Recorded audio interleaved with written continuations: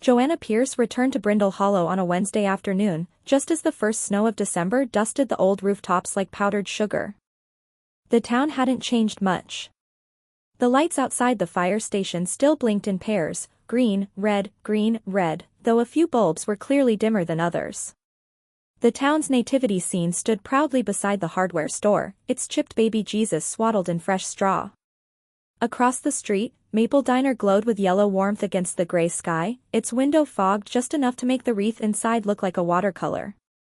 She paused outside the door, adjusting the collar of her gray wool coat. It wasn't new, but it was the warmest thing she owned that didn't scream Silicon Valley. Brindle Hollow wasn't a town for tech billionaires, even if no one here knew she'd quietly become one.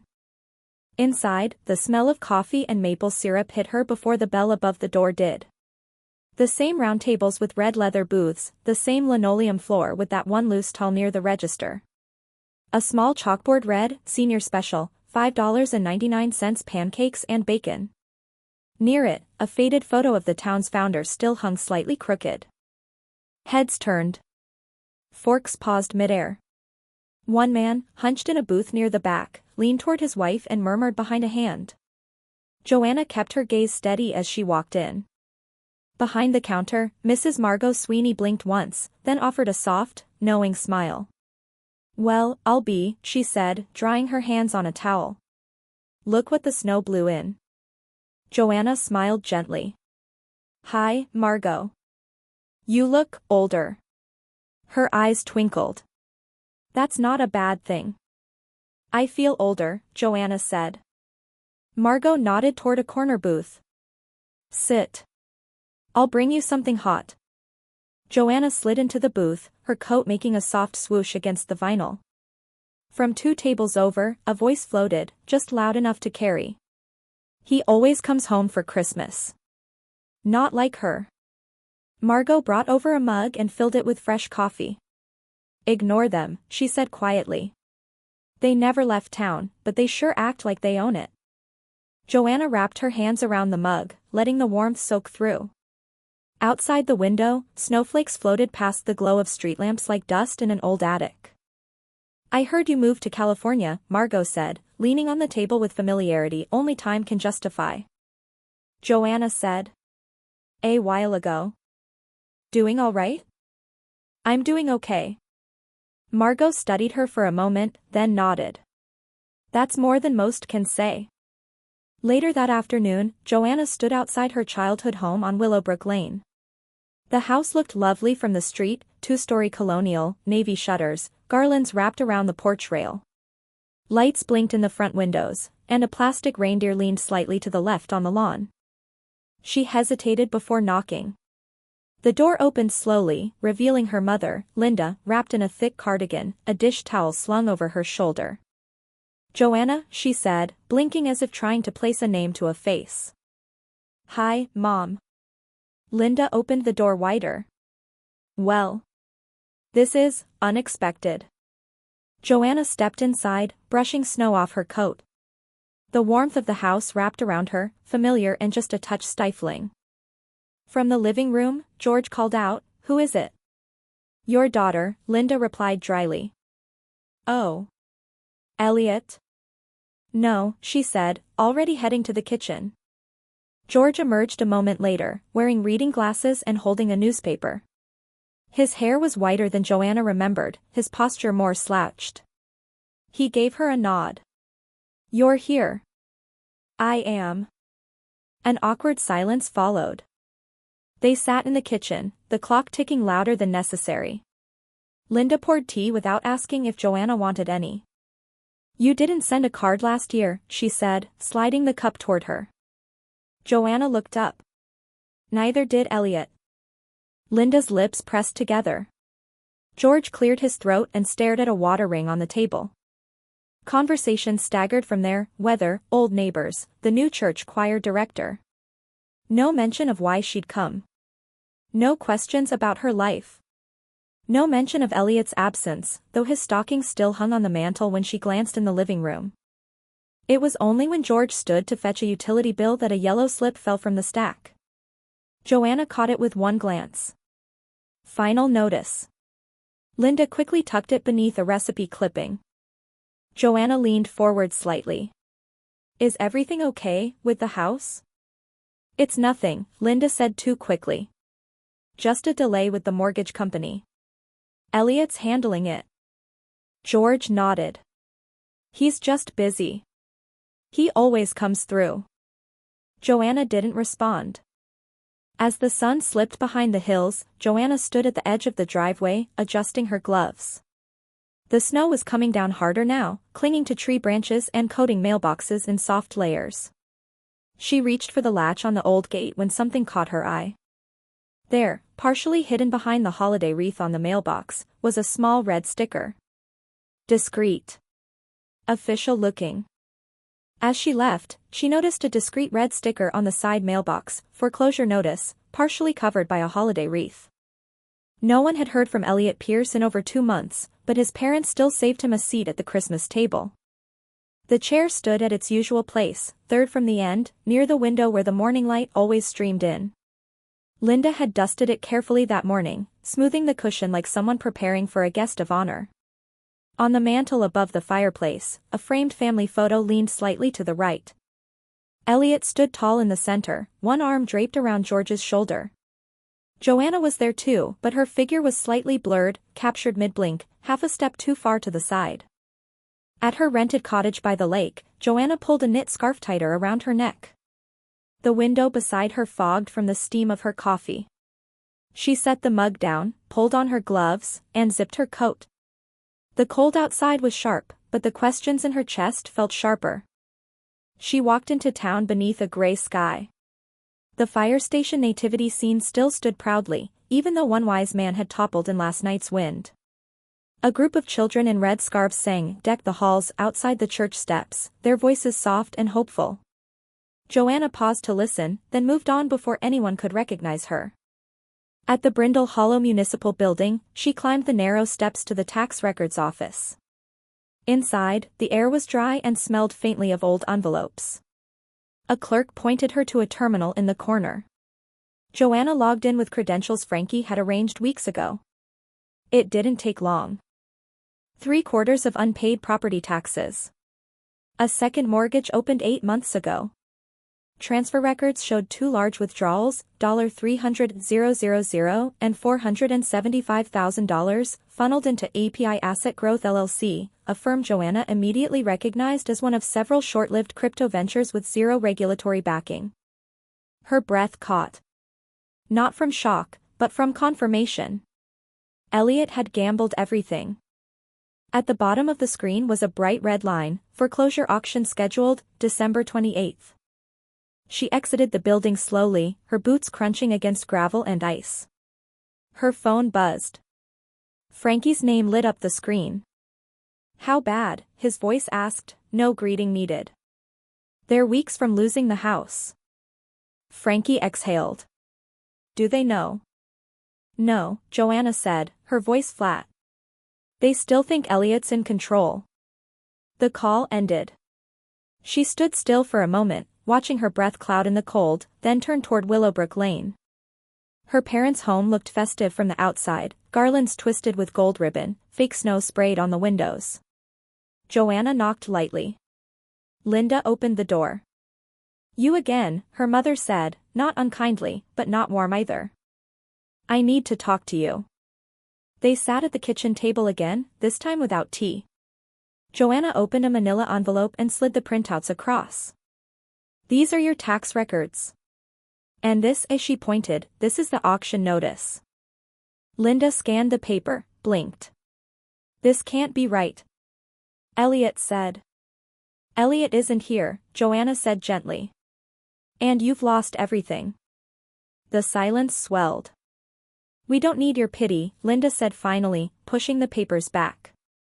He's just working on something big. You wouldn't understand. Joanna didn't argue. She gathered the papers and stood. Outside, snow had begun again. Not heavy, just enough to soften the lines of things. Later that afternoon, she walked into the Brindle Hollow Bank. A garland hung above the front counter, and a small bowl of peppermint candies sat near the brochures. Mr. Reynolds, the branch manager, emerged from his office with a clipboard and a polite smile that faltered when he recognized her. "Miss Pierce," he said, adjusting his glasses. "I wasn't aware you were back in town. I need to confirm the auction date on 144, Willowbrook Lane." He nodded slowly, motioning for her to follow. In his office, he opened a file folder. "It's set for the 28th, he said.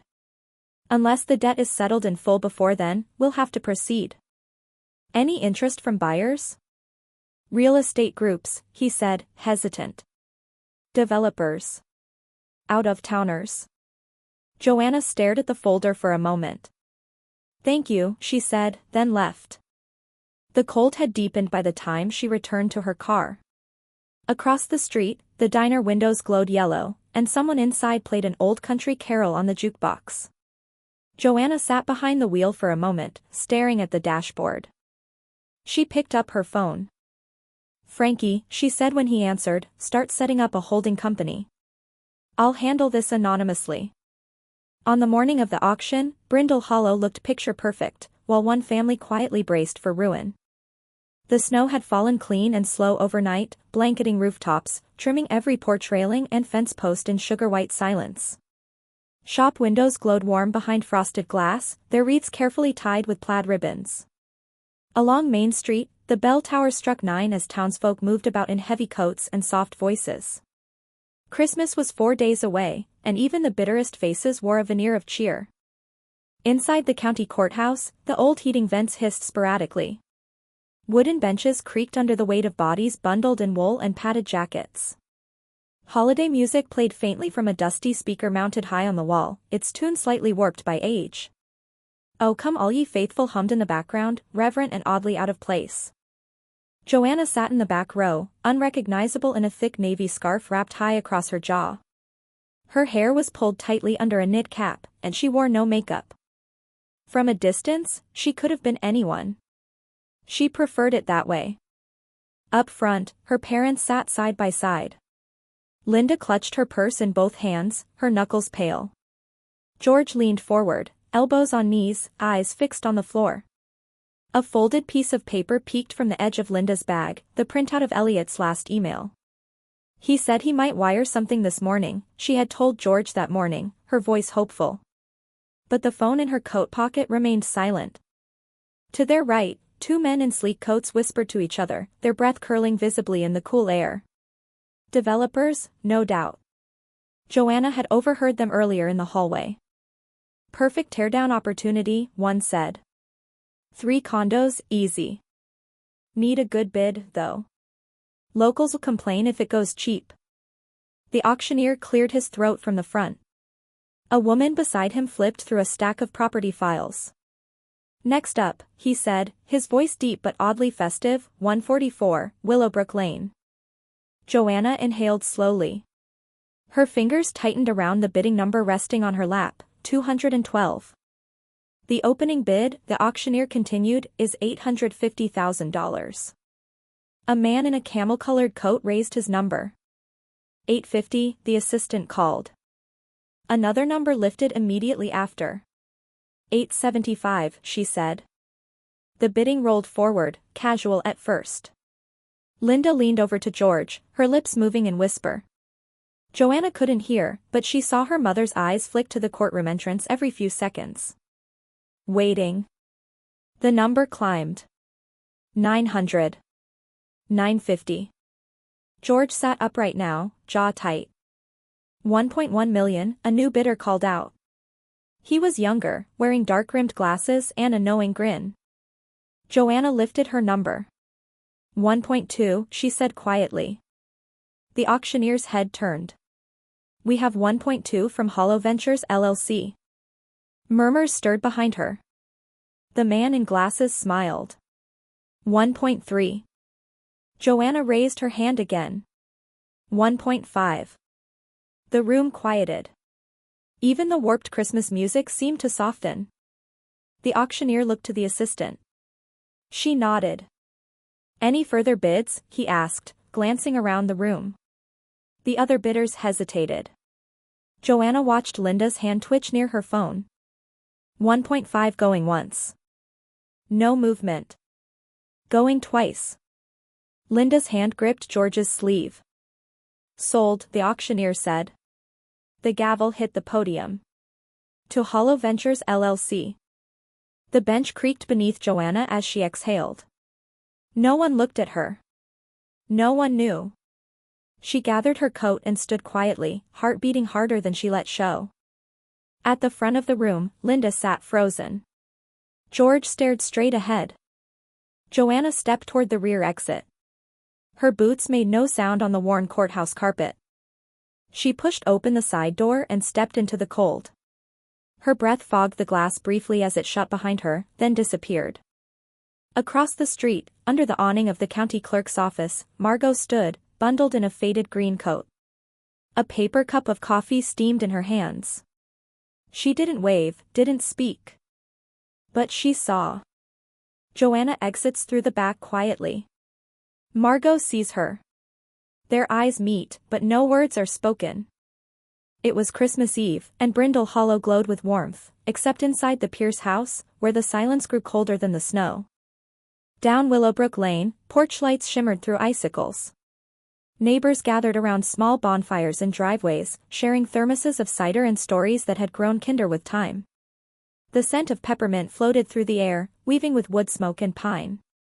But the Pierce home sat quiet. The garlands looked festive, but the lights inside flickered weakly. Stockings still hung above the fireplace, untouched. The room smelled faintly of aging pine needles and last week's gingerbread. Joanna stepped onto the porch, cradling a small tin of cookies in her gloved hands. She knocked softly, then waited. Linda opened the door with a start. Her cardigan sagged at the shoulders, and her eyes were lined from more than just age. "Oh," she said. "Joanna." "I brought some gingerbread," Joanna replied, holding out the tin. "And cider. From the bakery." Linda hesitated. Then, as if remembering protocol, stepped aside. "Come in." Joanna stepped into the house she once called home. The warmth inside was physical, but the air felt brittle. George sat on the couch, glasses on, flipping slowly through a catalog. He looked up, nodded once. "Evening." Joanna nodded back. "Merry Christmas Eve." They gathered awkwardly in the kitchen. Linda placed the tin on the counter, then opened it without looking. She picked up a cookie with hands that trembled slightly and set it on a napkin. "These are nice," she said, then added, "I was going to bake today but didn't have time." Joanna said nothing. George leaned back in his chair. "The neighbors were talking," he said after a pause. "They think Elliot's working for a firm in New York. Wall Street, maybe." Joanna met his eyes. "Do they?" He shrugged. "They always assumed he'd do something big. No one mentioned that he hadn't called." Joanna stayed a few more minutes, sipping cider that had gone tepid in the travel flask. The conversation drifted from the weather to the rising cost of stamps to whether the bakery's fruitcake had changed its recipe. When she stood to leave, Linda followed her to the door. "Drive safe," she said, not quite making eye contact. Joanna nodded. "I will." The cold hit sharper as she stepped outside. Across the street, the Dunn family sang carols beneath their front porch light, 3 generations bundled in red scarves. The glow from their fire pit flickered against their faces. Joanna had barely made it back to her cottage when her phone buzzed. Margot's name lit the screen. "Got a minute?" the voicemail began, her voice gentle. "Meet me by the top of Winterberry Lane. I'll bring the cocoa." 15 minutes later, Joanna met Margot beneath the same street lamp they used to wait under for the school bus. Snow dusted the sidewalk, their boots leaving twin trails. The town below shimmered like a snow globe. "Do you remember Claire Worthington?" Margot asked, sipping from a travel cup. She was quiet. "Skinny thing. Lived with her aunt after her parents passed." Joanna frowned. "Maybe.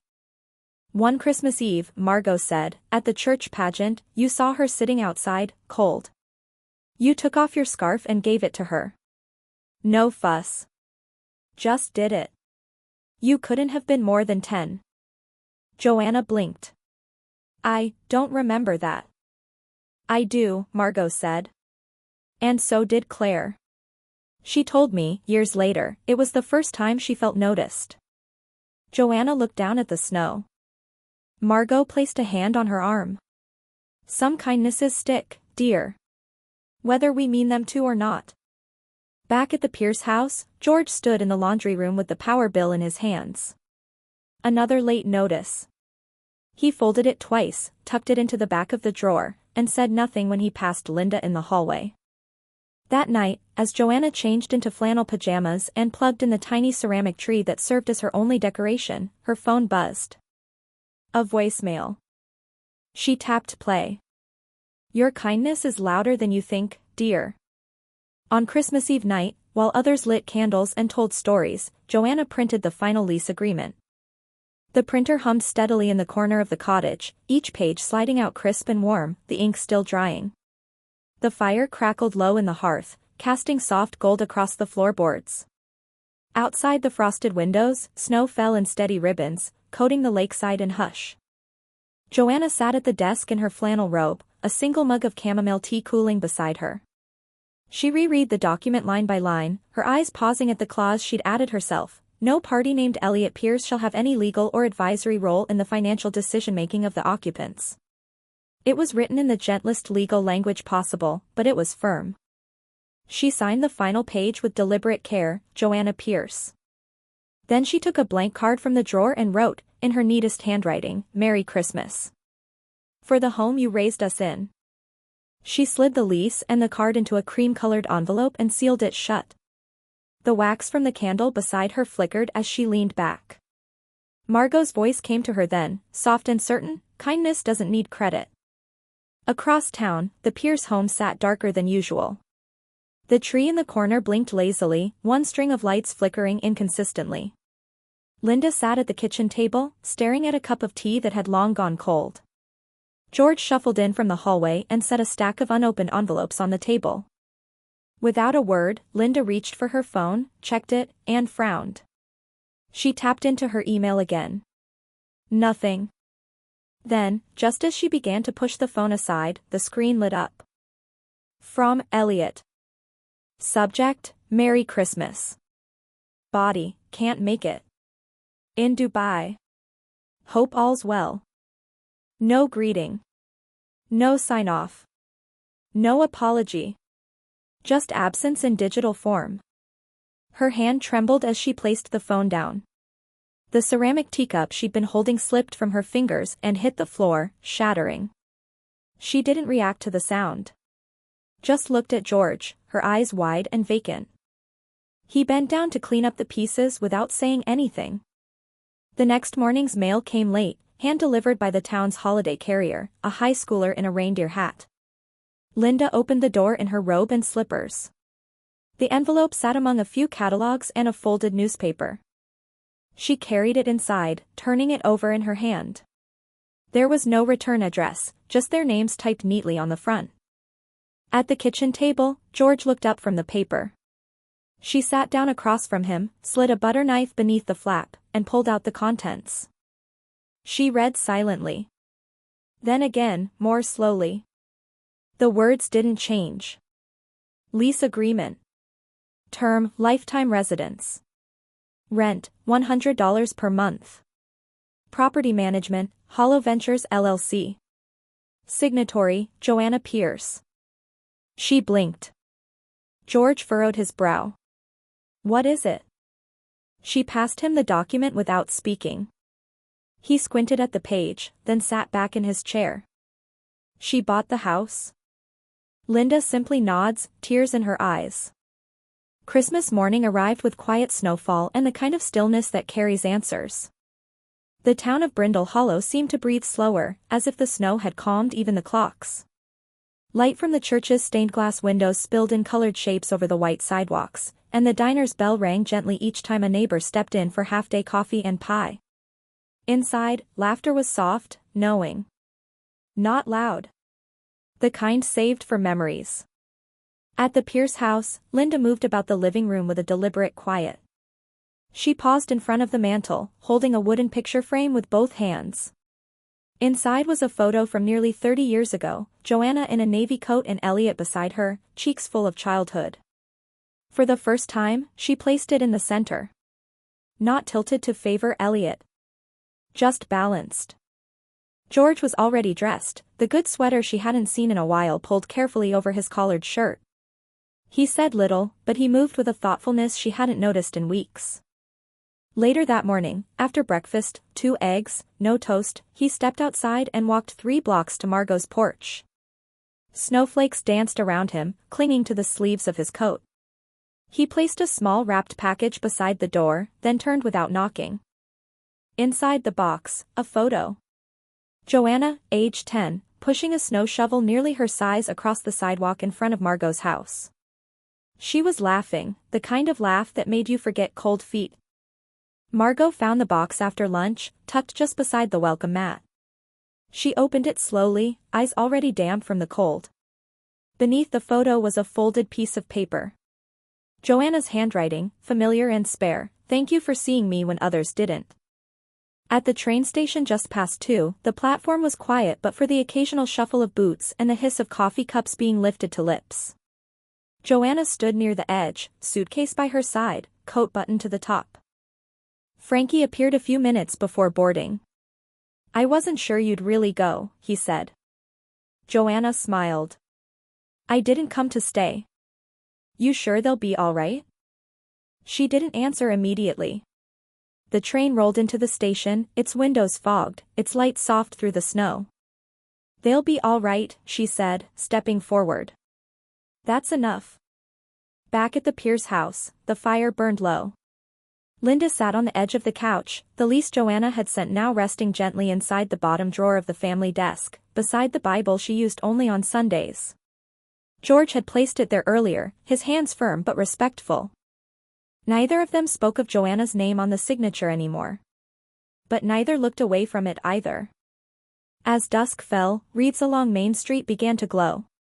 Windows flickered with candlelight. Somewhere, the first notes of a Christmas hymn played through a neighbor's radio. Margot stood on her porch with a cup of warm cider, wrapped in the same faded green coat she wore every winter. Snow landed gently on her shoulders, melted slowly. Sometimes, the quiet ones do the loudest good.